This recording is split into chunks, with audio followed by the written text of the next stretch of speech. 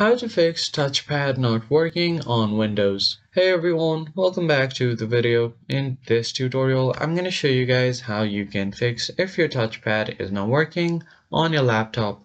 So the first thing that you want to do is find an external mouse so that you can plug it in to move your pointer. It could be a wired mouse or a wireless mouse, it does not matter. Just go ahead and find an external mouse that you can connect to your computer, and then you will be able to move around your mouse like this.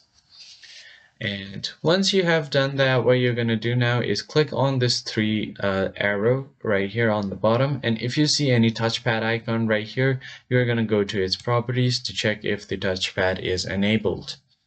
Now, if you don't see it, then what you're going to do is update the drivers of your touchpad. To do that, you first have to open up your device manager, right click on this PC, show more options, and then tap on manage to open up your computer management. Now, once the management is open, on the left side of your screen, you'll find different tools like Task Scheduler, Event Viewer, Shared Folders, Performance, and Device Manager. So just go ahead and tap on Device Manager.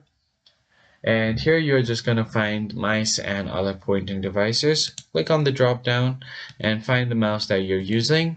So all you have to do now is go ahead and update the driver. So you will find the option to update up here. But if you don't see this, what you need to do is go ahead and right click on it and then click on update driver. You can browse through your computer for your driver, and you can pick your driver from here, tap on next, and your driver will be updated. And if you want to automatically update the driver, you can do that as well. So after doing this, give your PC a quick restart and your problem should be fixed. I hope you found this tutorial helpful. I'll see you guys on the next video. Thank you for watching.